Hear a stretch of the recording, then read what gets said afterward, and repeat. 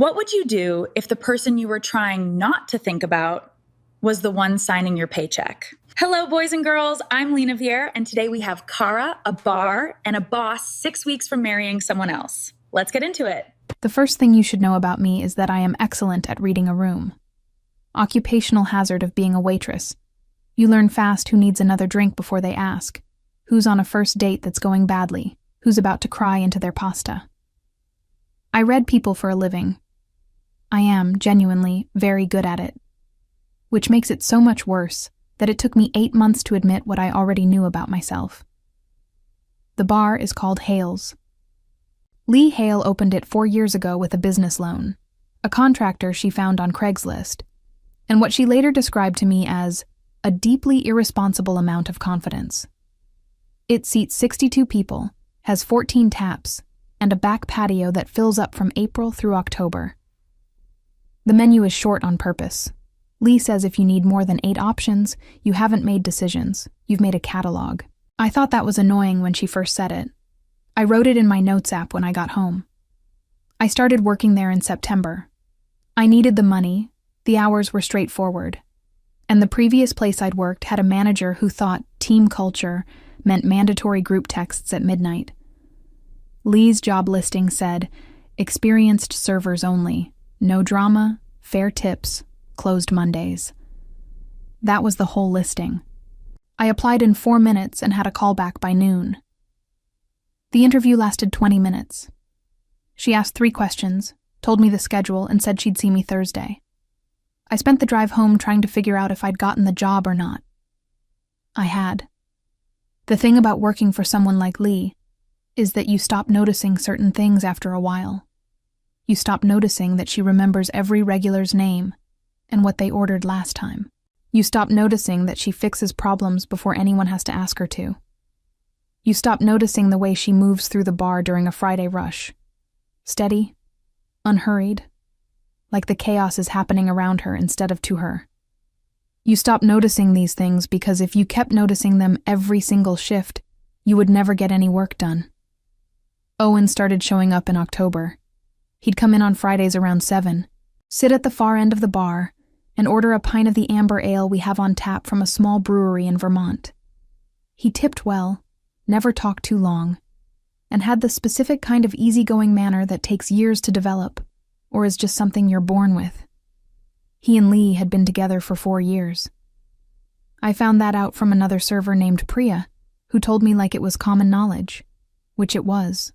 I was just new. Before we continue, if this is already the kind of story that makes you want to stay a little longer, there are plenty more waiting for you in secret stories between them. Longer stories, deeper emotions, and much more room to explore everything that happens between the moments that change a life. The link is pinned in the comments. And tell me, have you ever tried to ignore a feeling, hoping it would simply disappear? All right, back to Cara. The problem with Owen is not that he's a bad person. I want to be precise about this because it would be a lot simpler if he were. He's not loud. He's not difficult. He doesn't treat the staff like furniture. He comes in, he orders his beer.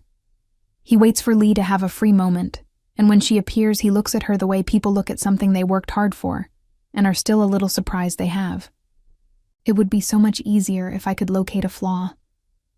I looked. I was thorough. The night I'm talking about, the one where everything started to calcify into something I couldn't argue myself out of, was a Tuesday in late November. Slow night. 3 tables, the bar half empty, rain against the windows. Lee was doing the week's inventory in the back, and I was restocking the garnishes when she came out with her clipboard and stood next to me at the bar. She didn't say anything for a minute, just stood there making notes. Then she said, without looking up, that the lime order was wrong again, and she was going to have to call the supplier herself, because apparently emails were now a lost art form. I said something back. Something low stakes and slightly sarcastic, because that's how we talked by then. She'd give me something dry, and I'd return it. She glanced up from the clipboard, caught me off guard with a half smile that had no business being that difficult to look at. and went back to her notes. That was it. That was the whole interaction. I went home that night and lay on my ceiling for 2 hours because I am, as previously established, excellent at reading a room and had completely failed to read the one I'd been living in for 8 months. The engagement was announced on a Wednesday morning in December via a group text to all staff. Owen had proposed over the weekend. The wedding was being planned for the following October. Lee's message was short, warm, and gave absolutely no indication of how I was supposed to spend the rest of my workday functioning like a normal person. I read it twice. Then I put my phone in my apron pocket, went out onto the floor, and took an order from a couple who couldn't decide between the burger and the fish tacos. I recommended the burger. I have no memory of doing this. Here is what I knew by the end of that shift. I was in a significant amount of trouble. Not the kind that announces itself. The quiet kind. The kind that has apparently been building for months in the background of your life while you were busy telling yourself a different story. Lee was my boss. She was engaged. The wedding was in 10 months. And I had somewhere along the way, between the lime order conversations and the closing shifts and the way she made decisions like someone who wasn't afraid of being wrong, done something that I was going to spend a very long time pretending I hadn't done. The interview was on a Thursday afternoon in early September, and I was 7 minutes late because I took the wrong exit and then refused to admit I'd taken the wrong exit for an additional 4 minutes. I walked in already annoyed at myself, which is not the ideal emotional state for a first impression, but it's the one I had. The bar was closed, mid-afternoon quiet, chairs still up on half the tables. A woman was behind the bar with her back to me, writing something on a clipboard. I said, "Excuse me." She turned around. That's the whole story, really. Everything after that is just footnotes. Her name was on the listing, but seeing it written down and hearing her say it are different things. She introduced herself as Lee, shook my hand once, and gestured to a stool at the bar. No small talk, no warm-up questions about my commute. She looked at my resume for approximately 45 seconds, and then set it face down, which I chose to interpret as confidence rather than dismissal. The first question she asked was why I'd left my last job.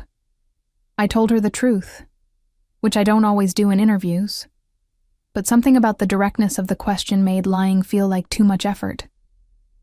The truth was that my previous manager had the specific quality of making every interaction feel like a performance review. Every shift had a debrief. Every table had a grade. I don't respond well to being managed like a spreadsheet, and eventually that became obvious to both of us, and I left before it could become a conversation. Lee listened to this without any visible reaction, then asked her second question. What did I think made a bar different from a restaurant? I said atmosphere was the product, not the food. She made a small sound that might have been agreement and wrote something down. The third question was whether I had a problem taking direction from someone my own age or younger. I said I had a problem taking bad direction from anyone, and good direction from most people. And that age had never been the relevant variable for me. She looked up from whatever she was writing, held eye contact for a beat longer than necessary, said, "Fair enough," and told me the schedule. I was on for Thursday and Friday that week. Doubles on Saturday, off Sunday and Monday. I nodded like I'd already known this.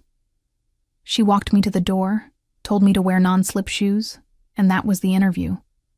I spent the drive home doing what I always do after something I can't fully categorize. I called my friend Devin and described the whole thing out loud, hoping it would make more sense in the telling. It didn't. Devin asked if the job seemed good, and I said yes. He asked if the boss seemed reasonable, and I said yes. He asked why I sounded weird then, and I said I didn't sound weird. There was a pause. He said, "Okay, Kara." He has known me for 11 years, and he said it the way you say something when you're filing it away for later. My first Thursday was a dinner shift, which meant I walked into a bar I'd only seen empty and had to learn the layout, the POS system, the table sections, the opening checklist, and the names of 4 co-workers in approximately 40 minutes before the doors opened. Lee ran the floor that night. She didn't hover, didn't narrate, didn't check in every 15 minutes to see how I was settling in. She let me work, which was the correct call, and also slightly terrifying. I made 2 mistakes. She mentioned one of them, calmly, at the end of the shift. The other one I think she let go on purpose. By the second week, I had the layout memorized and the regulars sorted into categories. The ones who wanted conversation, the ones who wanted to be left alone with their drinks, the ones who wanted to feel known without having to do any of the work of being known. Lee was good with all 3 types in ways that looked effortless and weren't. I watched her talk a regular through a genuinely bad week one Tuesday evening, giving him exactly enough attention without letting it become a session, then pivot smoothly to a table of 6 who needed everything at once. It was like watching someone code switch in real time. I cataloged it without meaning to. The moment I am least proud of happened in week 3. She was showing me how she preferred the bar to be stocked at close. A specific order, a specific logic to it. Everything where you could find it blind if you needed to. She was standing close because it was a narrow space, and that's just how it was. And she reached past me to move a bottle 2 inches to the left and said, "There. Now it makes sense." And I stood there like someone had briefly interrupted my ability to process language. I recovered in about 2 seconds. I am choosing to believe she didn't notice. I have no evidence to support this. By October, I had stopped noticing certain things and started noticing others. I noticed that she ate her lunch standing up at the end of the bar, always the same time, always reading something on her phone with an expression that gave nothing away. I noticed that she was harder on the staff she trusted more, not less. I noticed that she laughed quietly and not often, and that when she did, it was usually at something that wasn't obviously funny, which meant she was paying closer attention than anyone realized. These were the kinds of things you notice when you are paying attention to someone in a way that you haven't examined too closely yet. Owen appeared at the end of October like a logical conclusion I hadn't seen coming. Priya pointed him out on his 2nd or 3rd Friday, tall, relaxed, the kind of person who makes bar stools look comfortable, and said that was Lee's boyfriend. They'd been together forever, super solid. I looked at him. I looked at Lee, who had just noticed him arrive and gave him a small nod from across the room. Nothing dramatic, just a nod that said, "I see you. I'm glad you're here. We don't need to make a production of it." I turned back to my section and took an order from table 4 and told myself, with great conviction, that this information was completely irrelevant to me. Owen planned the whole thing himself, which somehow made it worse. Not a rented venue, not a bar crawl, not anything that required a hashtag. Just 12 of his friends taking over the back section of Hales on a Saturday in January, good-natured and slightly too loud and deeply, aggressively normal. He'd asked Lee first, which she told me about the week before with the specific tone of someone reporting a logistical fact and not a detail about their relationship. He wanted to celebrate at the place that mattered to her. I processed this information and went to check on table 7. The night itself was busy, in the way January Saturdays sometimes are. People who've spent 3 weeks being responsible about January, suddenly remembering that bars exist. I had 6 tables, plus the back section, which meant I was moving constantly and had very little time to notice anything I didn't want to notice. This was, in retrospect, a mercy. Priya had the bar. A newer server named Cole had the front. Lee floated, which is what she did when the floor was complicated. Present everywhere, visible nowhere. The kind of management style that only works if you actually know what you're doing. Owen's friends were easy. They ordered in rounds, kept the jokes to their own table, and didn't do anything that required intervention. Owen himself came up to the bar twice. Once for a round of waters nobody had asked for, but everyone needed. And once to quietly ask if there was anything the staff needed from him, meaning could his friends be dialed back in any way. I told him they were fine. He said good, because 2 of them had a bet going about something involving darts, and he was trying to decide whether to intervene. I laughed. It was a real laugh. I resented it a little. Lee spent most of the night doing what Lee does, managing things invisibly, appearing at the exact moment a situation needed one more hand. Around 9, she ended up at the bar next to me while I was waiting on 2 drinks, and she watched the back section for a moment with an expression I couldn't read. Not warm, not cold. Something more careful than either. Owen caught her eye from across the room and raised his glass slightly. She raised hers back. It was brief and entirely private in the way that things can be private even in a crowded room. And I looked away before I was watching something I shouldn't. The back section wound down around 11, which is when the rest of the bar was hitting its second gear. Owen's friends filtered out in groups, doing the extended goodbye thing that happens when a night was genuinely good and nobody wants to be the one to officially end it. Owen stayed to close his tab. He and Lee stood near the end of the bar for maybe 5 minutes. Not long, just enough. She said something that made him put his hand briefly on her shoulder before he left. Nothing else. He waved to me on his way out. I waved back. This is the kind of detail that should mean nothing and lands anyway. After last call, I was pulling chairs when Lee asked me to help her with a supply count in the stockroom. This happened periodically. It was a 2-person job when the shelves needed reorganizing. Nothing unusual about it. The stockroom is small and lit by a single overhead light and smells like cardboard and the faint ghost of a citrus cleaner someone used years ago. We worked in the specific, comfortable silence that had developed between us over months of closing shifts. The kind of silence that doesn't need to be filled and that takes longer to build than most people realize. At some point, she said, without looking up from the shelf she was counting, that Owen had wanted to do this somewhere nicer, and she'd talked him out of it. I asked why. She said because nicer wasn't the point. It was just more expensive. She said it the way she said most things, like she'd already thought it through and landed somewhere and didn't need agreement. I wrote something on the clipboard. She moved to the next shelf. 3 minutes passed in the way that 3 minutes can pass when you are not thinking about time. Then she said something I wasn't expecting. She said she sometimes wondered if she'd made the bar too much of a thing, too central, too much of an identity, the kind of project that crowds out other things without you noticing until later.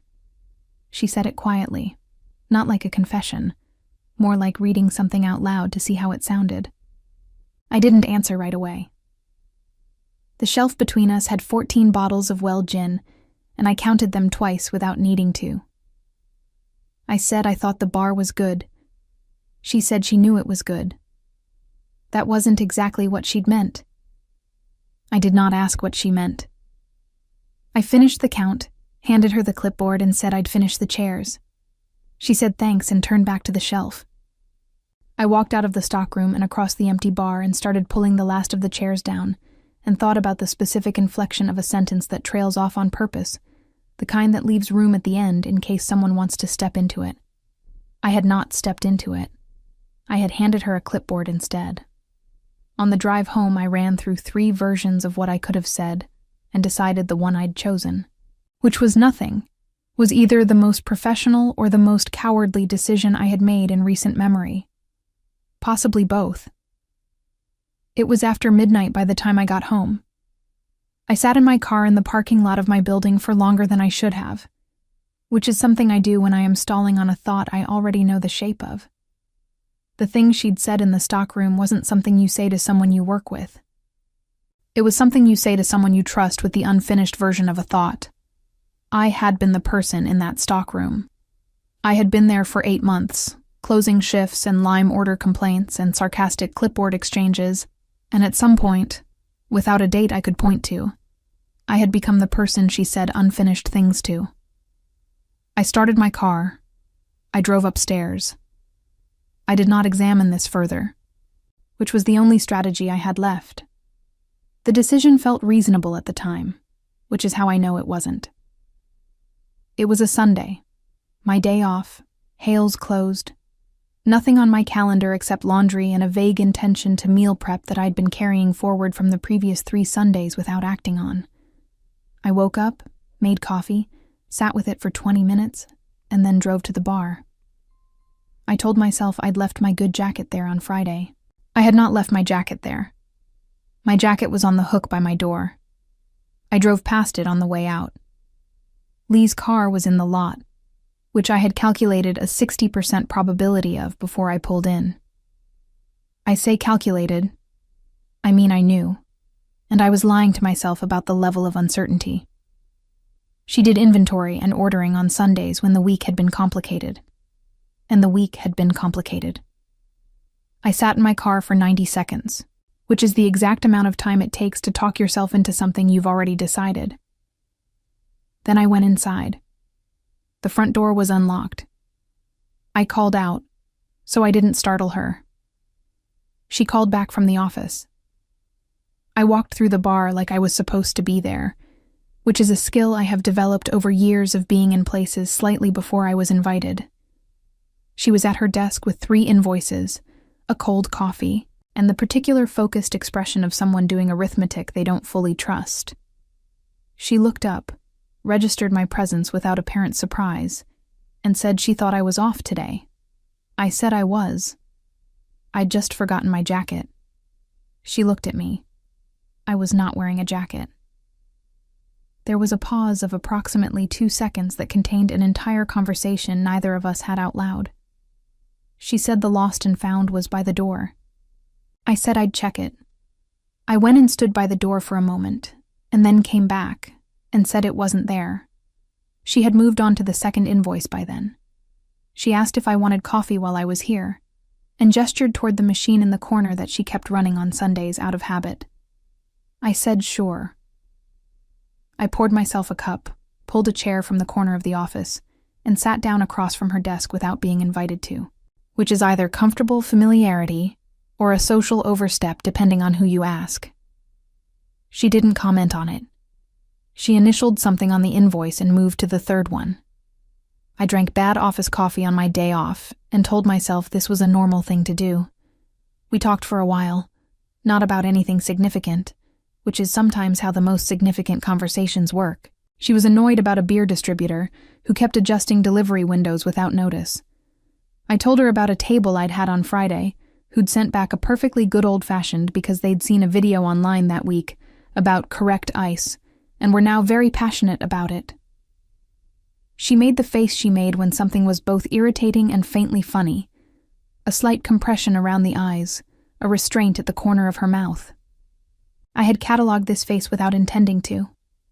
I had a whole internal library of her faces at this point, filed under categories I was not going to name.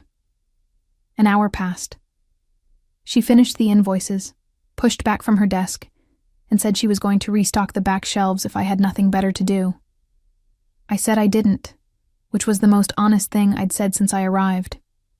We worked in the stockroom again. Same small space, same overhead light, same cardboard and citrus smell. And I thought about how I had now voluntarily entered this stockroom on my day off, and could not construct a version of this that sounded like something a normal coworker would do. A normal coworker would have done their laundry. A normal coworker would have meal prepped. She handed me things to count, and I counted them. At some point, she asked about my family, not intrusively. Just the kind of question that comes up when you've worked alongside someone long enough that the blank spaces start to feel like gaps. I told her the short version. Mom in Phoenix. Younger brother in the same city as me but bad at responding to texts. Dad not in the picture in any meaningful sense. She listened without inserting herself into it. When I finished, she said she had a sister in Portland. She spoke to every Sunday evening, like clockwork, and that she hadn't been back there in almost 2 years. She said it like she was noting a fact she hadn't fully processed yet. I drove home 2 hours later more tangled than when I'd arrived, which was the opposite of what I'd hoped might happen. Devin called while I was on the road, timing that was either good or terrible depending on how you looked at it. I answered on speaker. He asked how my Sunday was going. I said fine. Did some stuff. He asked what stuff. I said errands. There was the particular silence of someone who knows you well enough to know when you are using a word incorrectly. He said, Okay, Kara, in the same tone he'd used 3 months ago, which meant he was still filing things and his filing system was better than mine. I got home, hung my jacket on the hook by the door, and stood in my kitchen for a moment. The laundry was still there. The meal prep was still theoretical. I had driven to a closed bar on my day off and spent 2 hours doing stockroom inventory with my boss, and lied to my best friend about it using the word errands. I had to admit, not handling this particularly well. The wedding was 9 months away. I had 9 months to get a grip on something I hadn't officially named yet, which I was still pretending was a viable strategy. I put the kettle on. I did my laundry. I did not meal prep. Some battles you pick, and some you just quietly lose. It was a Wednesday afternoon in February, the dead zone of the week. Too late for lunch, too early for dinner, the bar running at about a third capacity with the specific low-energy hum of a place that knows it's between things. I had 4 tables, none of them demanding, and had just refilled the same water pitcher twice out of habit rather than necessity. Lee was in the back, dealing with something involving the hood ventilation system, and a repairman who had arrived 40 minutes late and immediately begun explaining things she already knew. I could tell by the way she'd walked past me toward the back that the repairman was going to have a very educational afternoon. Owen came in around 3. Not a Friday. Not his usual time. Midweek, mid-afternoon, which was new. He took a stool at the bar, looked around once, registered that Lee wasn't on the floor, and settled in with the ease of someone who has a standing relationship with a place. I came around and asked what he wanted. He said just a coffee if it wasn't too much trouble. He was killing time before a work call, and the coffee at his office had reached a quality level he could no longer defend. I poured him a cup. He thanked me like he meant it. I had things to do, but the floor was slow and he was at the bar, and there wasn't a clean reason to disappear. So I moved around behind the counter doing the low-stakes tasks that fill the slow hours, checking the syrup levels, wiping down the rail, restocking the napkin holders. He drank his coffee and looked at his phone and didn't demand anything, which I respected. After a few minutes, he put the phone down and asked how long I'd been at Hales. I told him since September.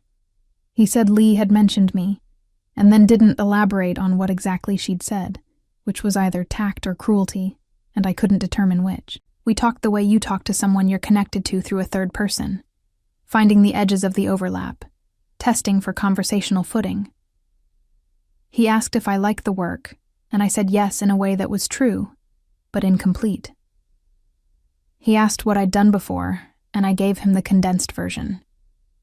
He was easy to talk to in the way that some people are, the kind of ease that isn't performed. He just seemed genuinely interested in whatever the current sentence was, without an agenda underneath it. I found myself giving him longer answers than I'd planned. This was annoying. He told me about his job, something in urban planning, city contracts, a lot of public meetings that went longer than they should. He said it with the mild humor of someone who has made peace with their frustrations rather than conquered them. He said he'd been in the same city for 6 years now, which was the longest he'd stayed anywhere, and that Lee's bar was part of why. That when you have a place that means something to someone you care about, you start letting it mean something to you too.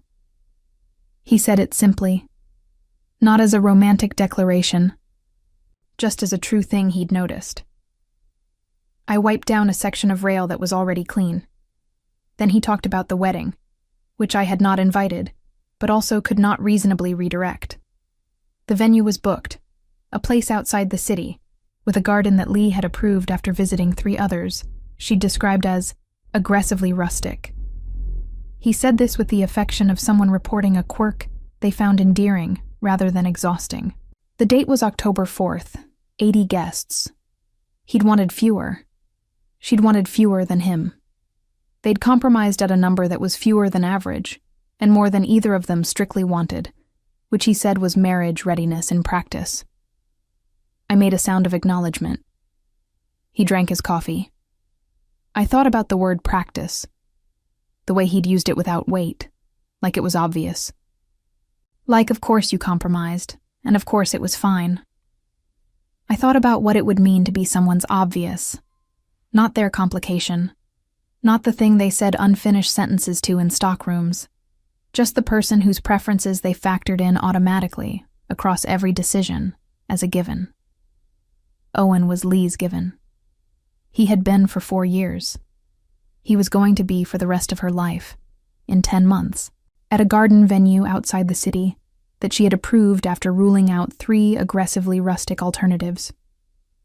Lee came out from the back around 4, the repairman situation apparently resolved. She saw Owen at the bar, and her expression shifted in a way that was small and immediate.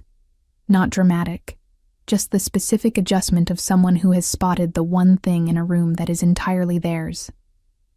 She came around the bar, said something to him quietly. He said something back. I moved to the other end and checked the syrup levels I'd already checked.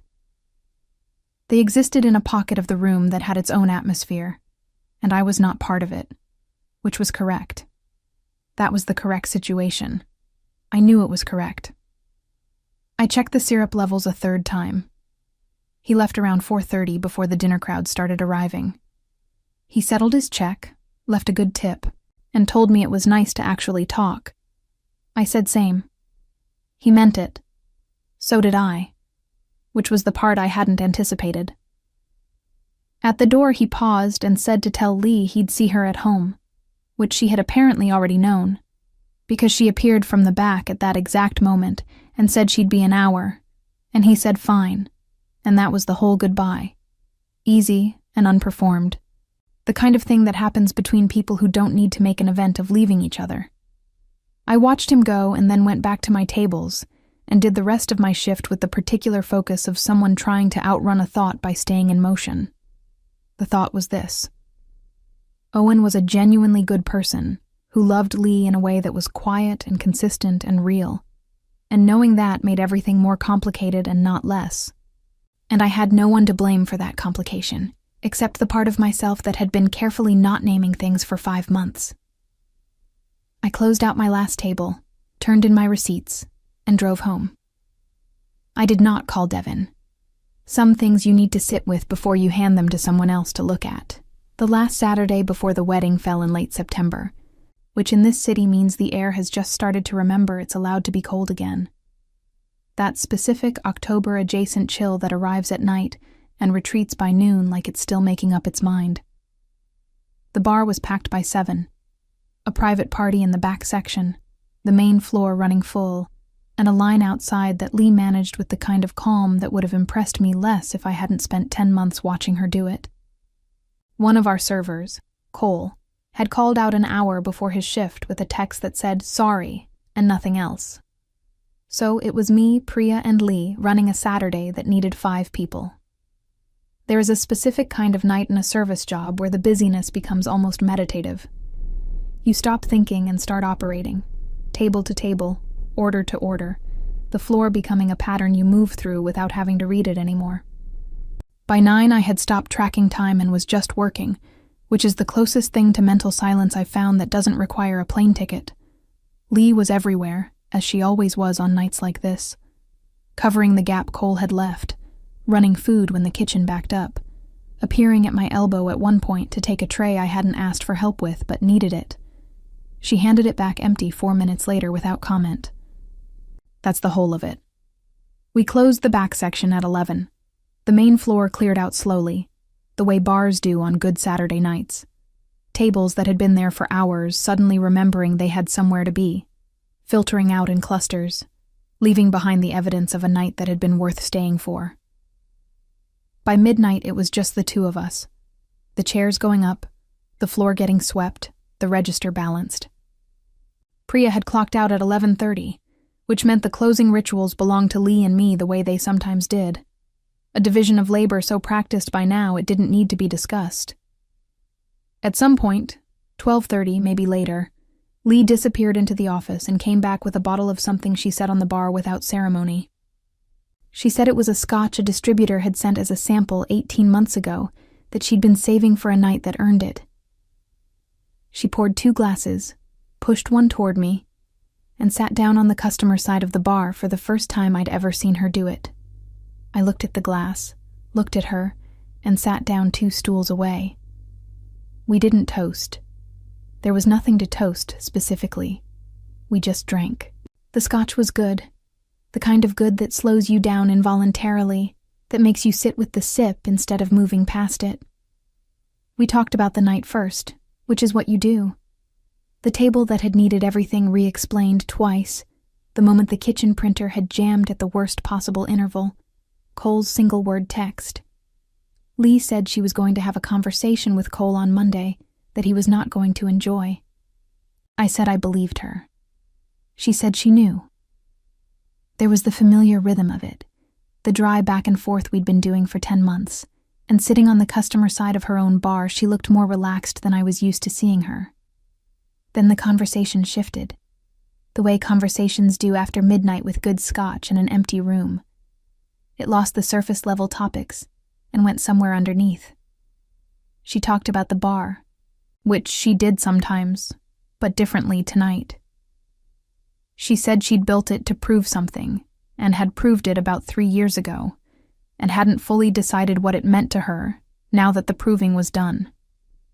She said that some days it felt like the most alive thing she'd ever made, and other days it felt like a very elaborate way to avoid other questions.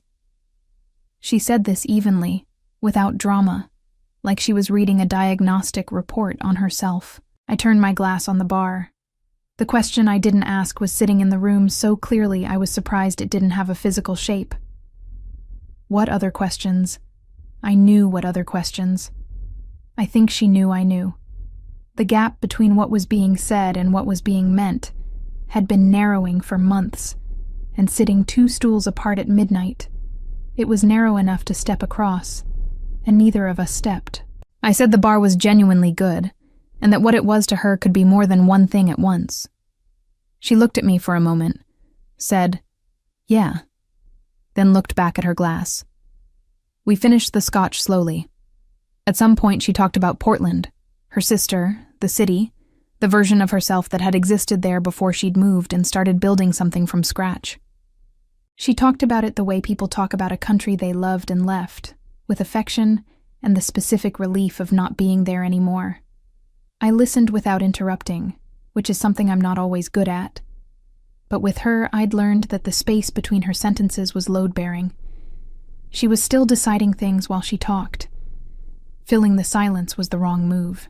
By 1:30, the bottle was mostly gone, and the bar was as closed as it was going to get. She collected the glasses, rinsed them, set them on the rack. I put on my jacket, the ordinary logistics of ending a night. At the door, she turned off the last of the lights and we stood for a second in the dark before the exit signs took over, giving everything that particular red-tinged dimness that makes familiar spaces look like somewhere else. She said goodnight. I said goodnight. I went to my car. I sat in the lot for 6 minutes. Inside the bar, through the front window, I could see the exit sign glow and the outline of Lee locking up the back, moving through the space she'd built, doing the last of the last things. In 1 week, she was getting married. In 1 week, Owen was going to be her husband, and the bar would still be the bar, and I would still be on the Saturday closing shift, and everything would be exactly as it was, except that one thing would be permanently, officially different. I had 6 minutes of sitting in a dark parking lot to feel whatever I was going to feel about that. And then I drove home, and I told myself the scotch was why my chest felt the way it did. And I almost believed it. I had decided, with genuine conviction, that I was not going to go in. It was Sunday. Hales closed, the day before the wedding, a day that belonged to errands and normalcy, and the practiced art of not thinking about things. I had a list. Dry cleaning, groceries, a phone call to my mother I'd been postponing for 2 weeks. A full schedule of ordinary life, wall to wall, no gaps for anything inconvenient. I made the list on a notepad and put it on my kitchen counter and looked at it for 20 minutes while my coffee got cold. Then I drove to the bar. Lee's car was there. I had known it would be. She ran on patterns, and the pattern on complicated Sundays was always the same. The bar, the office, the invoices that needed one more pass before the week turned over. The wedding was tomorrow. Tomorrow she would be somewhere that was not here, doing something that was not this, and I had driven to a closed bar on the day before her wedding with a dry cleaning ticket in my pocket and no explanation that held up under any scrutiny. I sat in the lot for 3 minutes. I went inside. She was not in the office. She was at the bar, on the customer side again, with a cup of coffee and a yellow legal pad covered in handwriting I couldn't read from the door. She looked up when I came in, registered me with an expression that was impossible to parse. Not surprised, not surprised, something quieter than either. I said I was dropping something off. She looked at my hands, which were empty. I said I'd left something in the back. She said sure. I went to the back, stood in the stockroom for 30 seconds, and came out again. She had not moved. I poured myself coffee from the machine in the corner out of sheer need for something to do with my hands. She was still writing on the legal pad, or pretending to, which was the same thing in that moment. I sat down 2 stools from her, the same distance as the Scotch night, the same default gap, and wrapped both hands around the mug. The bar was very quiet. Outside, a delivery truck went by. The refrigeration units behind the bar made their low, constant sound. I had come here with nothing to say, and was now sitting with a cup of coffee waiting to not say it. She put the pen down, looked at the legal pad for a moment. Then she said, without preamble, that she'd been making a list of things she needed to sort out before the venue tomorrow. Vendor contacts, a question about the floral setup, Owen's ring, which was at her sister's apartment across town. She said this in the tone of someone narrating their own life slightly from the outside, like they were reading stage directions. I said it sounded like a full day. She said it was. She picked up her coffee, set it back down without drinking. What happened next was my fault, and I knew it while it was happening, which is somehow worse than realizing it after. The silence had stretched to the specific length where something needs to be said, or the silence becomes the thing, and I opened my mouth and said what I'd been carrying for 10 months in the lightest possible wrapper. I said, "Whoever marries you is lucky." I meant it as an exit, the kind of thing you say that wraps up a feeling neatly and leaves both people a door to walk through without addressing what's underneath. A compliment with a period at the end. Clean, conclusive, deniable. She went still, not visibly. She didn't stop moving or change her posture, but something shifted in the quality of her attention, the way a room changes when someone in it stops performing casualness and just is. She looked at her coffee cup. Then she looked at me. The look lasted long enough that I felt the ground of the conversation tilt, and I had just enough time to think that I had miscalculated the weight of those 6 words before she opened her mouth. She didn't say anything. That was the thing. She held it, whatever it was, for 3 full seconds, and then looked back at her legal pad and said she should get moving on this list. Her voice was even, completely even. I said, of course, I had to get to the dry cleaning anyway.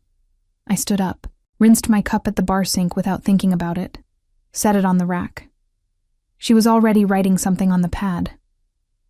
I said I'd see her Wednesday. She said Wednesday. I went to the door. I drove to the dry cleaning place. I picked up the dry cleaning. I sat in the parking lot of the dry cleaning place for 11 minutes with the plastic-wrapped clothes across my back seat and went through every possible interpretation of what had just happened. She hadn't answered. She had gone still, and then gone back to her list. And the not answering was either the kindest possible version of no or something else entirely that I didn't have enough information to name. I had handed her a sentence with room at the end, and she had folded the room up and put it in her pocket, and I didn't know what that meant. I called Devin from the parking lot. He picked up on the second ring. I said I'd done something. He said what? I told him what I'd said to her, word for word. There was a pause. He said, "That's not nothing, Kara." I said I knew. He said, "What did she say?" I said she didn't say anything, and then said she had errands. Another pause. Longer. He said, "Okay, so tomorrow she's getting married." I said yes. He said, "And you just—" I said yes. He said he didn't know what to tell me. I said that made two of us. He stayed on the phone with me for another 20 minutes saying nothing particularly useful, which was exactly what I needed. And then I drove home and hung up my dry cleaning and did not sleep particularly well, and waited for a day I didn't know what to do with. To be over. I volunteered for the Sunday shift because I needed somewhere to put my hands. That's the honest version. The version I told Priya was that she'd mentioned needing coverage, and I had nothing going on, which was technically true and structurally a lie. The wedding was at 4 p.m. at a garden venue 40 minutes outside the city. I knew this because Owen had mentioned it once, and I had retained it with the involuntary precision of someone filing information they wish they could delete.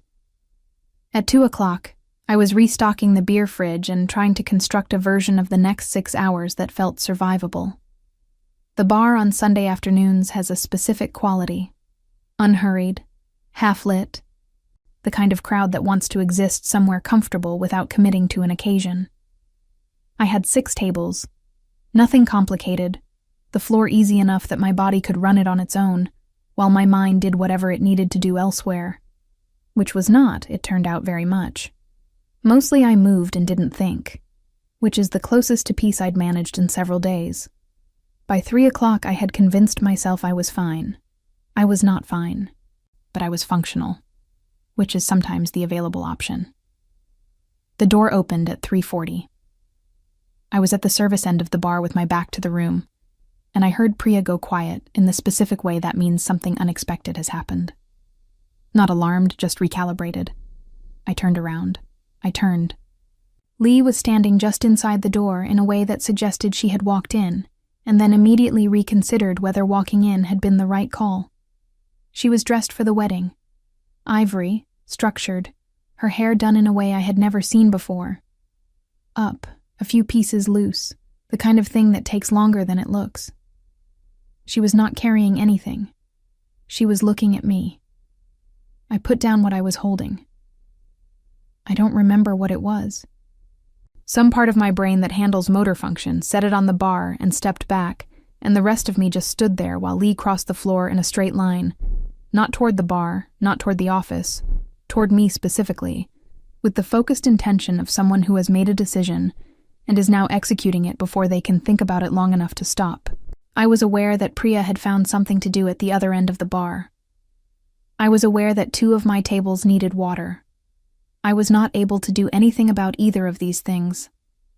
She stopped close. Not the professional distance of a manager and a server. Closer than that, the kind of distance that has a different name. She looked at me for a moment without saying anything, which she had done once before, and which I had spent a week trying to decode. Up close, she looked like herself, and also like someone I didn't fully recognize, which is the particular quality of seeing a person in a context they don't belong in. She should have been 40 minutes outside the city. She was here. Her being here meant something I could feel but hadn't caught up to yet. She said, "I've been sitting in my car for 20 minutes. She said it the way people report facts they haven't fully processed. Evenly, slightly removed, like she was narrating someone else. I said okay. She said she'd gotten as far as the highway and then taken the exit she always took and ended up in the lot. I said okay again, because it was the only word I had. She looked at the bar behind me, then back at me and said, "You said something yesterday." I said I knew. She said, "I didn't answer you." I said I knew that too. What happened next was quiet enough that it only existed for the 2 of us. She leaned in slightly, not touching, just close enough that I could have counted the seconds by her breath. And she said, in a voice that was nearly not a voice at all, "I always hoped it'd be you." 6 words, the same number as mine. Delivered back to me like something she'd been holding since yesterday in the specific careful way you hold things that break if you put them down wrong. I did not move. I don't think I was breathing in any technically meaningful way. The refrigeration units behind the bar made their low, constant sound. Someone at table 4 laughed at something. I said her name. Just her name, which was either everything or nothing depending on what happened next. She pulled back enough to look at me properly, not retreating, just finding the distance where things could be said.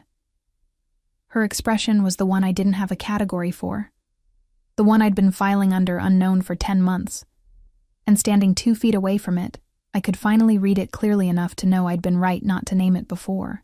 Because naming it before would have meant carrying it, and it was heavy, and she'd been carrying it too. She said she had to go back. She said it quietly, directly, without apology. Not as a rejection, as a fact about the next hour that was separate from this moment. I said, I know. She said she needed to think. I said I know that too.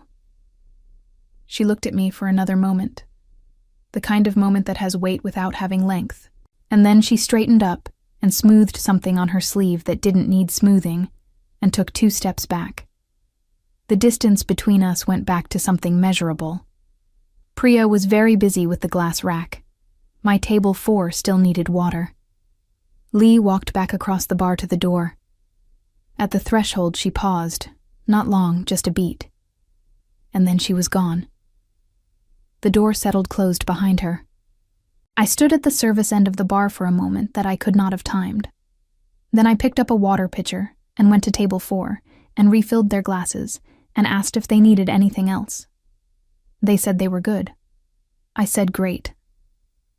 I went back to the bar. Priya looked at me once, said nothing, and handed me a ticket for table 6. I took it. The bar continued being the bar.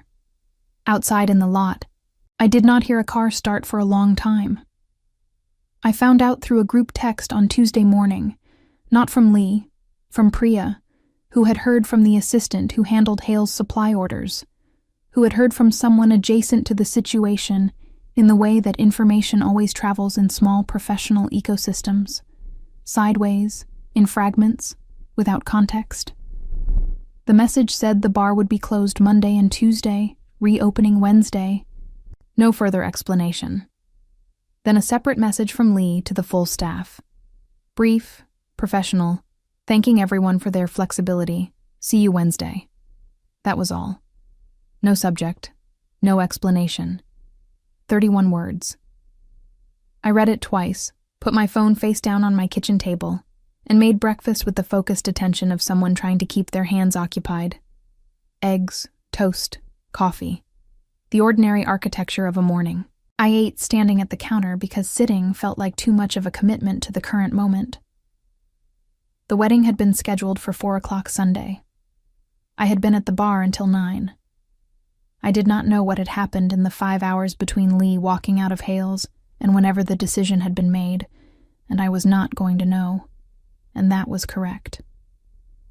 The not knowing was the correct situation. I called Devin. He picked up before the second ring, which meant he'd been waiting, which meant Priya had a longer reach than I'd accounted for. I said I assumed he'd heard. He said he'd heard something. I said what had he heard.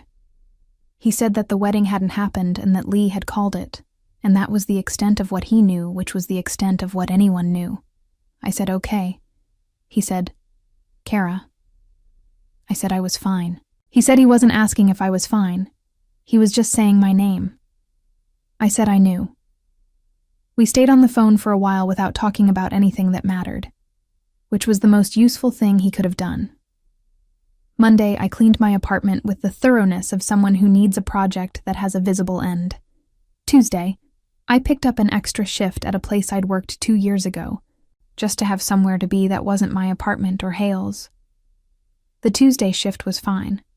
Different floor, different faces, the work the same as it always was. On the way home, I drove past Hale's out of habit, and then specifically because I wanted to see it dark, which I'm not sure what that says about me. The sign was off.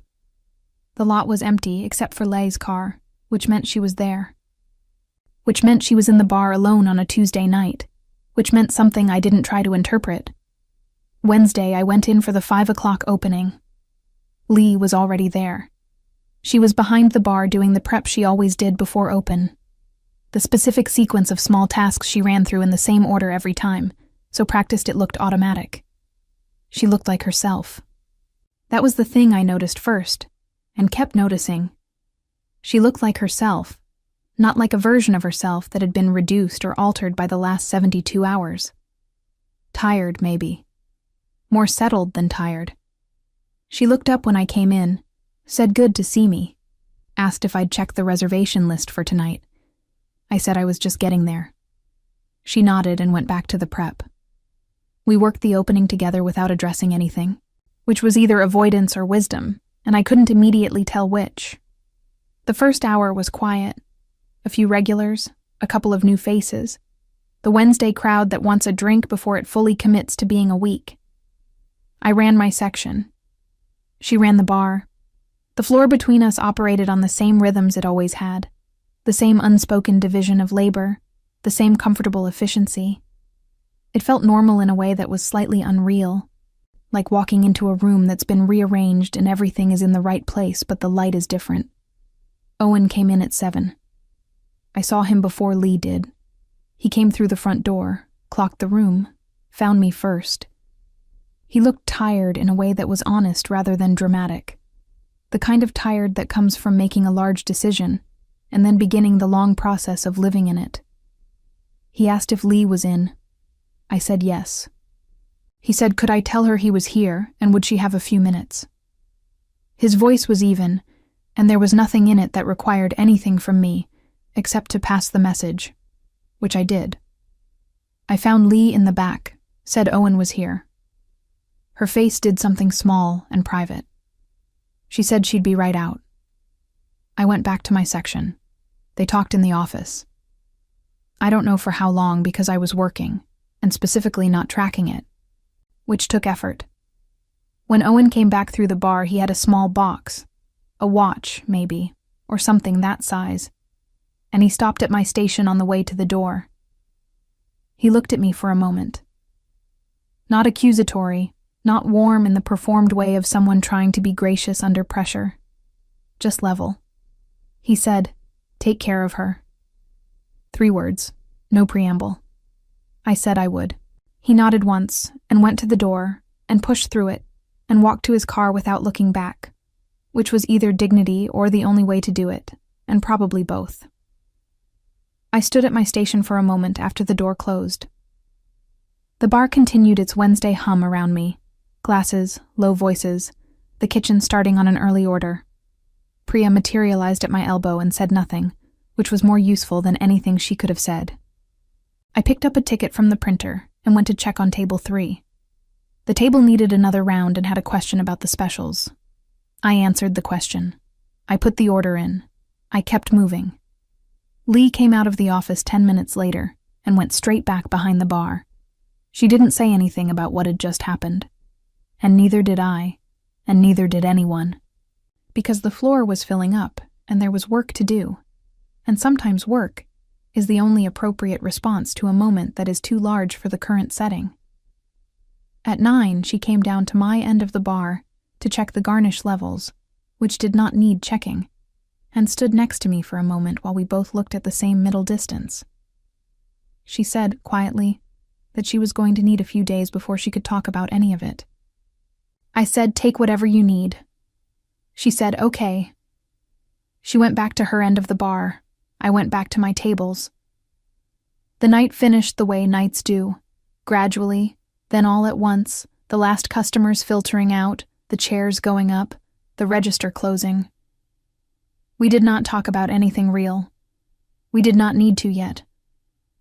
3 weeks passed the way time passes after something large, unevenly, with certain days stretching into shapes that don't match their hours, and others collapsing so fast you can't account for where they went. We worked. That was the structure of it. The bar ran its schedule, and Lee ran the bar, and I ran my section, and the floor between us operated exactly as it always had. With the same rhythms and the same silence, and the same dry back and forth that had been there since October. Nothing had been said. Nothing had been addressed. We were 2 people who knew something about each other that we were both, for the time being, handling by showing up and doing the work. I was not doing particularly well at the not addressing part. This should surprise no one, least of all me. I am not, structurally, a person who is good at leaving things in the peripheral vision. I catalog, I file. I notice the half smile and write the quote in my notes app and drive to closed bars on my days off. Patience is not one of my documented strengths.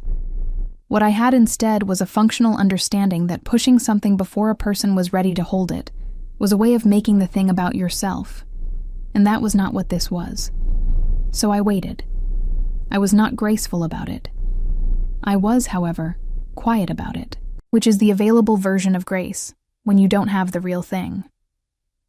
Devin called every few days with the specific frequency of someone monitoring a situation without wanting to appear to be monitoring a situation. He asked how work was. I said fine. He asked how Lee was. I said she seemed okay. He asked if anything had happened. I said no. He said okay, and then stayed on the phone talking about other things for 20 minutes, which was his way of saying he was there without making me account for anything. 11 years of friendship, and he'd learned exactly how much space to take up. Some people you keep because they're useful in the easy times. Devin I kept, because he knew how to be present in the hard ones, without making them harder. The Tuesday I'm talking about was mid-November, 6 weeks after the wedding that hadn't happened. A slow night, not dead, just easy. The bar at half capacity with the kind of crowd that wants to be somewhere warm without wanting much from it. I had 4 tables, none of them needing anything complicated. By 8, the floor had settled into its late Tuesday rhythm, and I was doing the restocking tasks that fill the spaces between orders when I noticed that Lee was not behind the bar. Priya had the bar. Lee was outside. She was on the front patio, which runs along the left side of the building. 6 small tables, string lights that she'd put up in the spring and never taken down. On cold nights, we didn't seat anyone out there, just left it lit. She was at the table nearest the door, sitting on the customer side, with a coffee cup and no clipboard. I watched her through the front window for a moment, just sitting, looking at the street, not performing anything. Then I went and got my jacket from the back, poured a second cup of coffee from the machine in the corner, and went outside. She looked up when the door opened. I set the second coffee on the table and sat down across from her without asking, which was either comfortable familiarity or a social overstep depending on who you asked, same as it had always been. She looked at the coffee, looked at me, said, "It's cold." I said I'd noticed.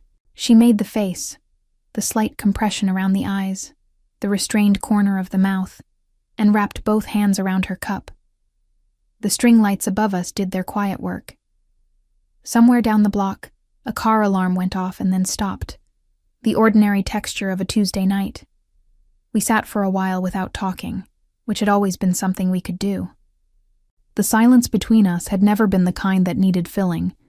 It had its own quality, its own weight, the kind that accumulates over months of closing shifts and stockroom counts and bad coffee Sunday afternoons.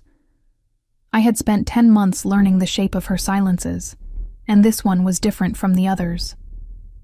Lighter, somehow. Like something that had been held at pressure had been carefully, partially released, and the silence left behind was what remained when the tension went out of it. She said eventually, "I keep thinking about what I'm supposed to feel." Not as a question, as an observation she was making to the street, or to the coffee, or to whoever happened to be sitting across from her in the cold. I said, "What did she feel?" She said mostly tired. She said occasionally something that wasn't tired, but she hadn't named it yet. She said Owen was doing okay, that they'd talked twice, that he was the kind of person who processed things cleanly, and she had always found that both admirable and slightly alien. I said that tracked with my impression of him. She said she thought so too. Then she was quiet for a moment, and then she said, "I've been thinking about what you said." She didn't specify which thing I'd said, and she didn't need to. I said okay. She said she'd been thinking about it for longer than just the last 6 weeks, which she said without looking at me, in the tone of someone making a concession to accuracy. I said I'd been thinking about what she said too. She said she knew. She finally looked at me. A direct look, the kind she gave when she'd decided something and was done considering the alternatives. She said, "I don't know what I'm doing." I said, "Neither do I." She said, "Okay." I said, "Okay." It was not a declaration.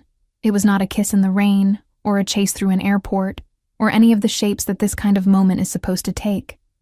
It was two people sitting at a patio table in the November cold, holding bad coffee, saying okay to each other like it was a beginning, which it was. The string lights stayed on. Inside the bar, through the window, Priya was running the floor with the competent ease of someone who had always been capable of more than she was given. Table 3 needed something, and she was already moving toward it. The bar was fine. The bar was always fine. We stayed outside for another 20 minutes, talking about smaller things. The distributor issue she'd finally resolved. A new tap she was considering for December. Whether the patio lights needed replacing or just new bulbs. The ordinary logistics of a place that keeps going. At some point, she bumped her foot against mine under the table and left it there, which was a small thing and not a small thing. And neither of us commented on it because some things are better said by staying than by speaking. Eventually, the cold made a decision for us, and we went back inside. The rest of the Tuesday finished the way Tuesdays do. Quietly, without drama, the last tables clearing out by 10, the chairs going up, the register closing. We did the closing tasks in the same order we always did, the same division of labor, the same comfortable efficiency. At the door, she turned off the last of the lights, and we stood for a second in the dim before the exit signs took over. Same as we always did. She said goodnight. I said goodnight. She locked up. We walked to our cars. The bar sat behind us in the dark, the string lights still on out front because she always forgot to switch them off last, and I had stopped mentioning it months ago because I had come to think of them as the bar's way of staying awake a little longer. I sat in my car. I did not sit for 11 minutes, or 6 minutes, or any particular amount of time. I started the engine, pulled out of the lot, and drove home through a city that looked exactly the same as it always did, and felt, in some way, I wasn't going to try to articulate at 11 o'clock on a Tuesday. Entirely different. Some things end and some things begin and some things do both at the same time, and you don't always get to know which is which while it's happening. I knew I was in something. I knew she was too. That was enough. That was, for a Tuesday in November, exactly enough.